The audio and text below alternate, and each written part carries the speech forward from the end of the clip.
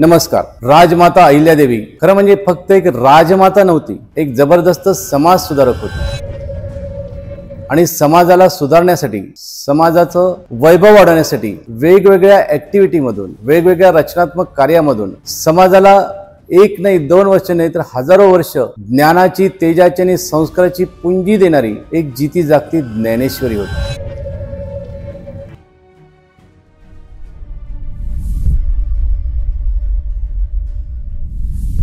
नमस्कार।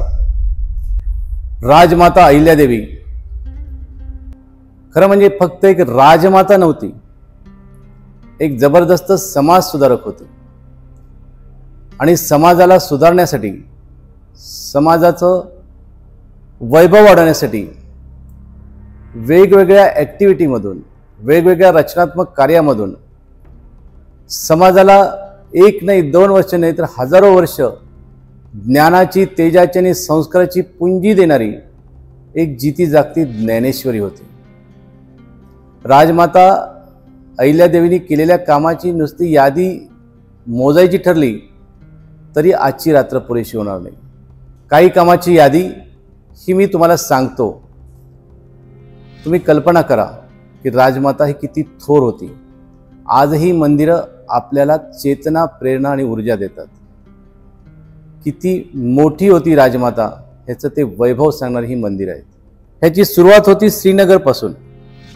बहुतांशी किंवा सगळीच ह्यातली शिव मंदिरं होती, कारण ती भगवान शंकराची आराधना करणारी राजमाता अहिल्यादेवी होती। आणि मार्तंडाला देव म्हणणारी ती एक वेगळी राजमाता होती।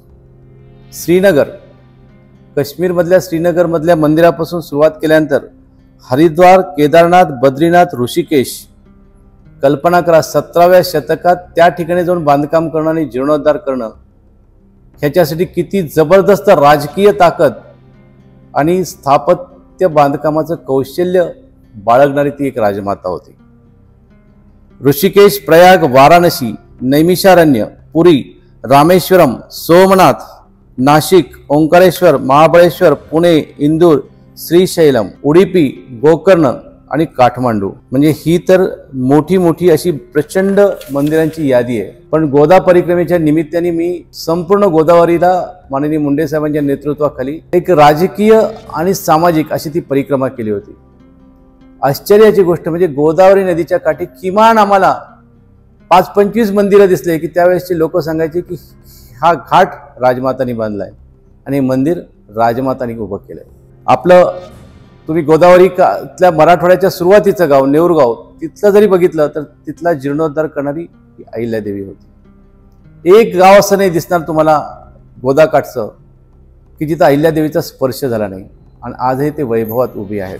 काशी विश्वनाथचं मंदिर आज आपल्या सगळ्यांना वाराणसीचं शंकराचं मंदिर अतिशय प्रिय आहे, पण सदैव उद्ध्वस्त केलं गेलं त्या मंदिराचा खऱ्या अर्थाने सगळ्यात पहिल्यांदा जीर्णोद्धार कुणी केला तर तो राजमाता अहिल्यादेवीने केला। 18 एप्रिल 1669 रोजी मुस्लिम शासक औरंगजेबाने काशी विश्वनाथाचं मंदिर पाडण्याचा आदेश दिला आणि तिथं ज्ञानवापी मशिदीत रूपांतर केलं। पण ह्याच अहिल्याबाईंनी त्या मशिदीला लागूनच भव्य मंदिर उभं राहिलं आणि मुख्य आकर्षणाला मणिकर्णिका घाट कुणी बांधला की ज्याचा आता खूप मोठ्या घाटामध्ये रूपांतर आदरणीय मोदीजींनी केलं।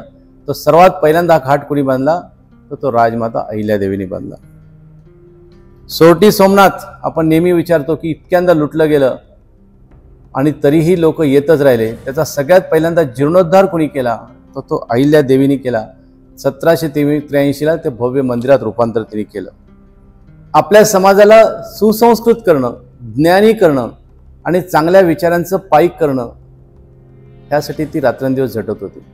लोक टीका करत होते की का ब्राह्मणांना भोजनावळी देताय, का लोकांना फुकट खाऊ घालताय, हे सगळे सैन्यासाठी राखून ठेवा। त्यावेळेस ती सांगायची की हे सैन्य तर आपली पहिली गरज आहेच आहे, पण सुसंस्कृत समाज ही त्याहीपेक्षा मोठी गरज आहे।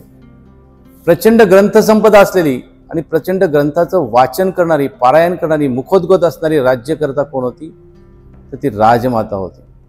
तेव्हा लाखो लोक जेव्हा निस्पृह भावनेने यायचे आणि पूजा अर्चा आणि तो मोठा असलेला मंदिरातला कार्यक्रम आणि त्याच्यानंतरचं भोजन करायचे, त्यावेळेस ते हिंदुत्वाच्या विचारांनी भारून जायचे आणि म्हणायचे की होय परमेश्वर आहे, आणि तो परमेश्वर राजमाताच्या रूपाने त्यांना दिसायचा।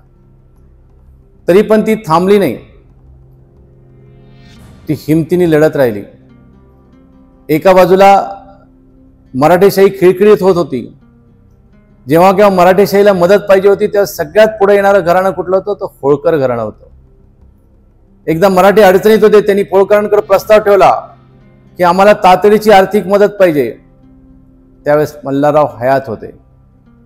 आम्ही काय द्यायची? आम्ही ठरलेला शेत तुम्हाला रक्कम दिलेली आहे, जी आमची वसुली होती त्यातला वाटा तुमचा दिलेला आहे, अधिकची रक्कम का द्यायची?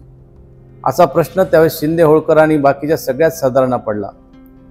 पण त्यावेळेस मल्हारराव होळकरांना सल्ला देणारी आणि ते करडू घडून आणणारी कोण होती? की शेवटी ते आपलं पितृस्थान आहे. पुण्याची गादी, साताऱ्याची गादी होती म्हणून आज आपण इथं साम्राज्य करू शकलो. हे ऋण आपण कसं विसरायचं मामनजी? आहेत आज आपल्याकडे पैसे, देऊन टाकू. 25 लाख रुपये ताबडतोब मदत म्हणून पेशव्यांना करणारे आणि पुण्याच्या गादीला पाठवणारे पहिले सरदार कोण होते? तर ते होळकर घराणं होतं. आणि त्यामागची उदार मनोवृत्ती ही राजमाता अहिल्यादेवीची होती. मल्हारराव हसले. माझ्या मनातलं जाणलेस तू म्हणे. पानिपतच्या लढाईनी झालेली दुर्दशा त्यावेळेस तिच्या लक्षात आलं की बगर पाण्याचे शेकडो सैनिक मृत्युमुखी पडले. पाण्याची सोय हे देशाची मूलभूत गरज आहे. हजारो ठिकाणी घाट, प्रचंड विहिरी, मोठे मोठे तलाव याचं बांधकाम करण्याचा निर्णय तिने घेतला. हे करत असताना रिकाम्या बसलेल्या जर हाताला काम मिळालं तर लोकांना उपजीविकेसाठी ते चांगलं होतं. नाहीतर विनाशकाली विपरीत बुद्धी म्हणल्यासारखं ज्याच्या लोकांना काम नसलं, डोक्याला काम नसलं, हाताला काम नसलं की तो विकृतीकडे वळतो. त्यामुळे विकृतीपासून थांबवण्यासाठी मंदिरं, त्याचा जीर्णोद्धार, बारव, तलाव, विहिरी ह्याची प्रचंड मोठी रचना करणारी एक दृष्टी राज्यकर्ता म्हणजे अहिल्याबाई होळकर होती. झाडं लावण्याचा ते तिने सपाटाच घेतला होता. सातारा आणि ह्या परिसरातले डोंगर तिने झाडांनी भरून टाकले. लक्षात आलं की ह्या आमच्या गोरगरीब जनतेला जर काही दिवसांनी खायला मिळालं नाही तर या झाडांची असलेली उत्पादनं विकून ती जगतील आणि स्वतःचं पोट भरतील. किती दृष्टी, किती अप्रतिम, किती मोठी, किती कर्तबगार एखादी महिला राज्यकर्ती असू शकते याचं मूर्तिमंत उदाहरण म्हणजे अहिल्याबाई होळकर. धन्यवाद.